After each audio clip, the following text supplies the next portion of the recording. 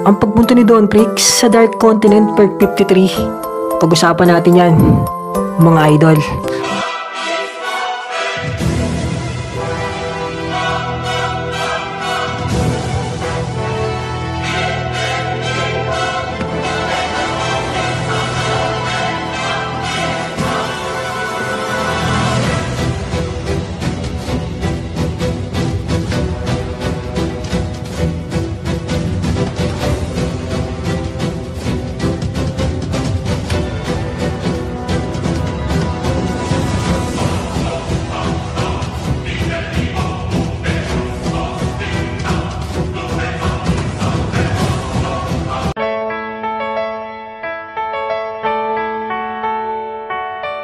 At ngayong araw nga mga Lodi, tatalakayin na natin ang bagong kabanata sa paglalakbay ni Don sa madilim na kontinente.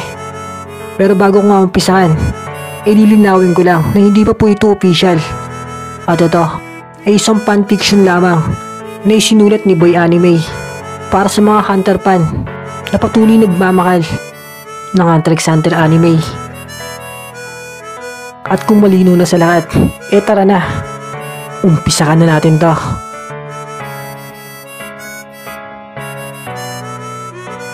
At dito ngayon mag-uumpisa sa pagngiti ni Don Prix sa lahat ng mga Brion. At bigla siyang sumugod para atakihin ang lahat ng mga yan.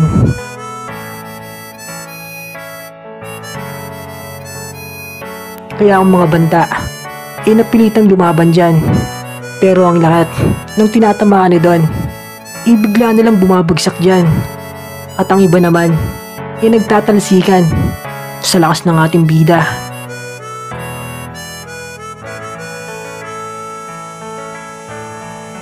Kaya ang lahat ng mga Brion nagsugura na dyan para atakihin si Don Prix. At sabi nila na masyado na nga daw itong lumalapastangan sa kanilang teritoryo. Kaya bakbakan ang naganap sa pugad ng mga banta. At lahat sila gusto nang tugisin ang nag-iisang manlalakbay.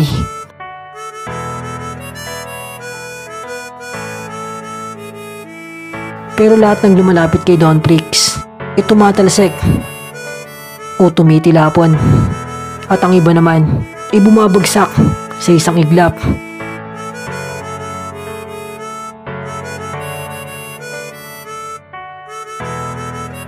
Pero mga Brion patuloy na nagsusuguran dyan papalapit sa ating bidang Hunter.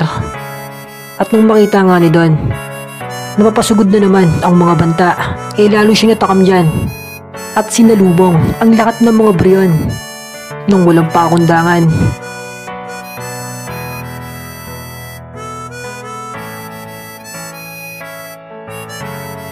At dumanak ang dugo sa pugad ng mga banta. Marami ang namatay sa isang sandali. At ang dalawang bata labis na gulat sa mga pangyayari. Dahil paano mapipigilan si Don Prix sa kanyang kasamang tinataglay ngayong kasalukuyan.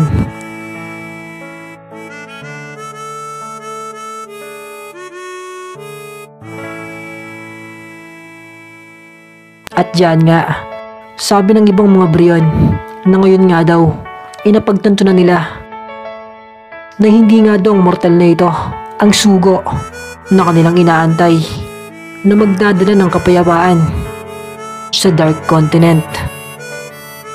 Dahil sa pinapakita niya daw ngayon, para siyang isang malaking sumpa na magdadala ng matinding delubyo sa kanilang mundo.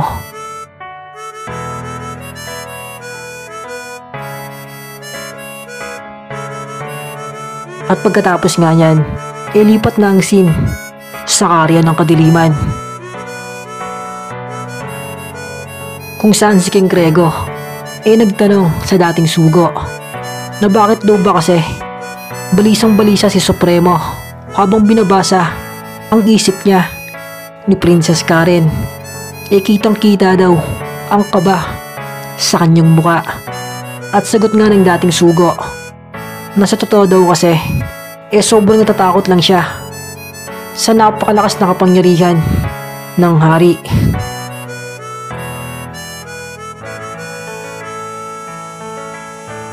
Dahil baka magkamali po ang inyong anak sa pagbabasa sa aking isipan. Tatama yan, Supremo. Matakot ka lang sa akin habang buhay. Dahil ako ang pinakamalakas pagdating dito sa silangan ng Dark Continent. At dagdag niya pa, pero wag nga daw mag-alala si Supremo sa pagbabasa sa isipan ng kanyang anak. Dahil hindi pa nga daw ito nagkakamali sa pagbabasa ng isip ng iba. At kung ano nga daw ang sinabi ni Princess Karen sa kanyang mga nakita, sigurado daw na totoo yun. Hanggang nagpaalam na nga dyan si Supremo at aalis na nga daw siya kung wala nang kailangan o ipag-uutos ang mga kataas-taasan. At sa pag-alis nga ng dating sugo, nag-usap naman ng hari at reyna sa kaharian. At sabi nga ng queen kay King Krego na hindi daw ba talaga ito pupunta sa gaganaping pagpupulong ng mga kataas-taasan sa kanluran ng Dark Continent. Dahil tulad nga daw ng sabi niya nung mga nakaraan, hinahanap na nga daw si King Krego ng mga kataas-taasan doon dahil sa gaganaping pagpupulong ng mga hari. Pero sagot nga lang ni King Krego na hindi nga daw siya interesado sa pagpupulong na yan dahil masaya na daw siya dito sa silangan.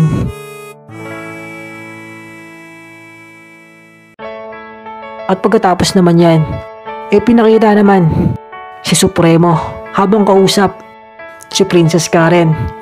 At sabi nga ng dating sugo na alam nga daw niya na alam na ng prinsesa ang katotohanan.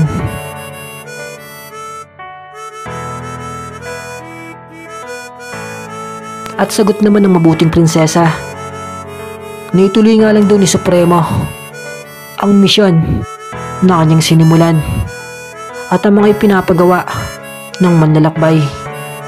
Dahil kung ito nga daw ang susi sa kapayapaan ng Dark Continent, gawin daw ito ng tama ng dating sugo. Kaya dyan, sobrang nagpasalamat si Supremo sa mabuting prinsesa at sabi niya na gagawin nga daw niya ang lahat para magampanan ng tama ang misyon na ito at tatapusin niya daw ito kahit na ikasawi pa ng kanyang buhay.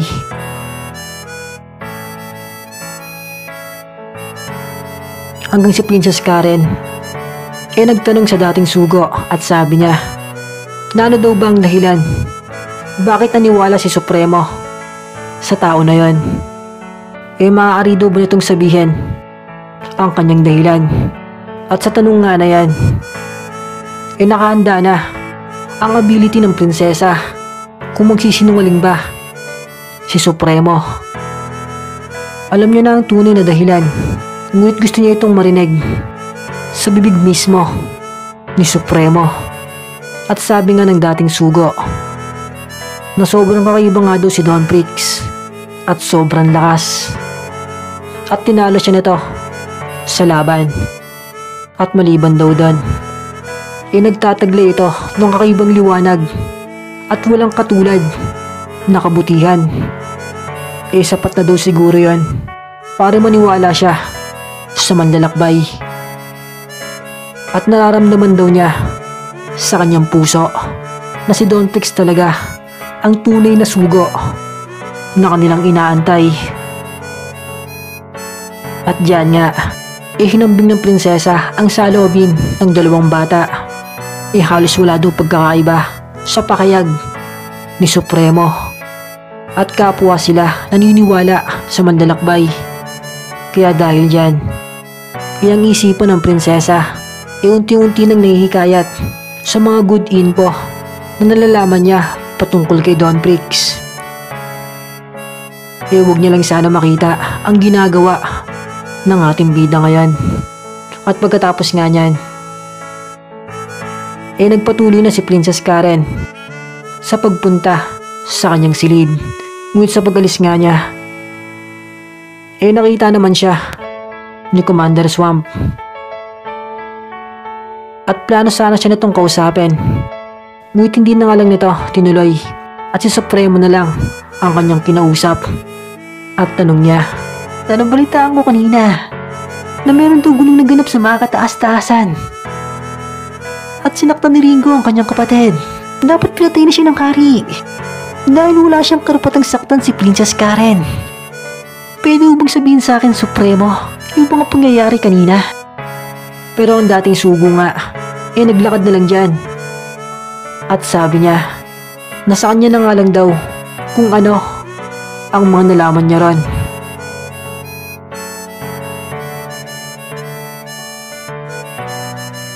Kaya sabi ni Commander Swamp, "Nakikipagkita ka pa na ng palihim kay Princess Karen. Mukhang interesante ang inyong pinag-usapang dalawa." Kaya dyan napatigil ang dating sugo at sinabi niya na yung mga pangyayari kanina.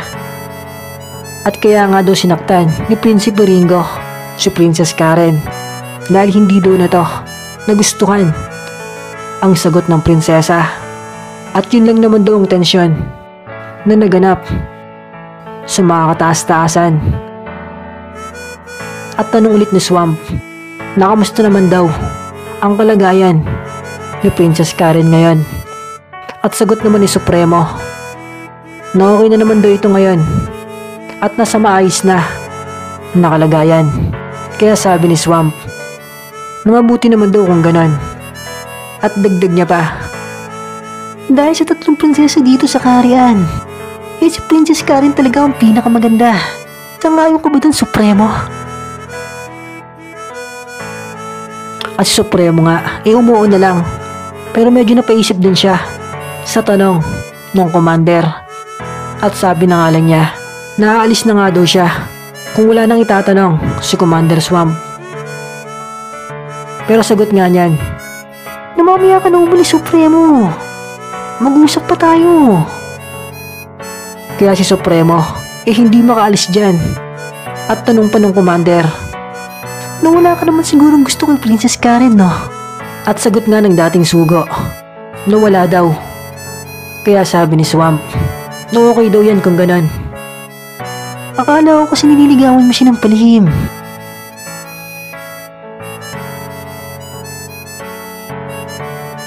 At sagot nga ni Supremo, na wala daw nangyayaring ganon.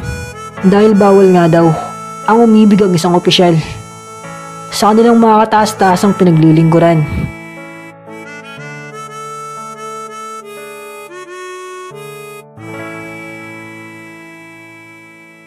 Hanggang muli siyang inalok ni Swamp at sabi nito, "Na hindi na ba magbabago ang isip mo? At ayaw mong makipagsanib puwersa sa akin? Kung mamamatay ang mga prinsipe, maaaring tumaas ang ating mga ranggo." Pero si Supremo nga, hindi pa rin pumayag dyan sa offer ng commander. At pagkatapos naman yan, pinakita si Princess Karen sa kanyang silid. At ito nga, umiiyak at nagtatanong sa kanyang sarili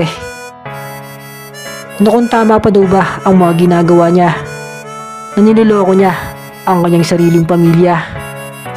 At deserve niya lang daw yung ginawa sa kanya ni Prinsipe Ringo. Dahil ang prinsipe nga daw na iyon, tapat sa kanilang kaharian.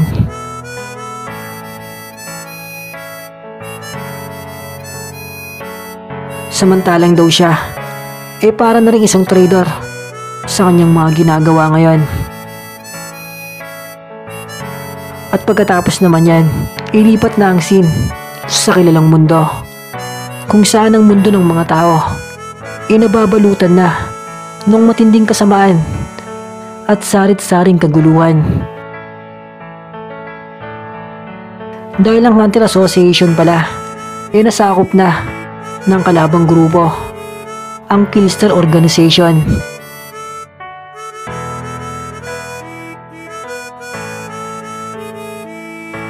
At diyan nga, magkakaroon ng flashback ang kilalang mundo kung paano ba ito nasakop ng kalabang grupo.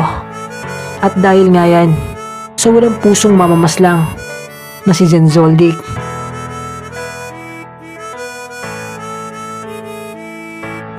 Dahil inubos niya ang mga hunter sa nakaraan.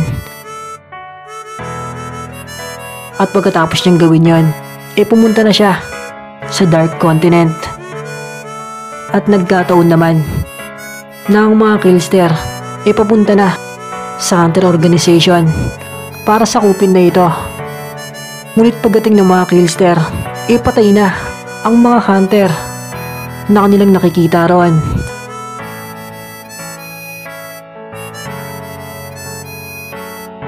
Kaya nasakop nila agad ang Hunter Association. Ngunit merong ilang Hunter ang nakaligtas sa building ng asosasyon. Dahil sila nakapagtago.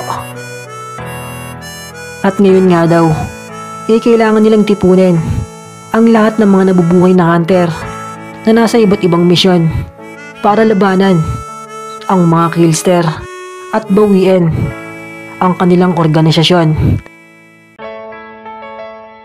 Pero ang pinakakailangan doon nila ngayon ang kanilang pinuno o chairman na si Don Prix. At dyan na nga nagtapos ang part 53 ng bidyong ito. At anti-anti na lang mga idol sa mga susunod na kabanata.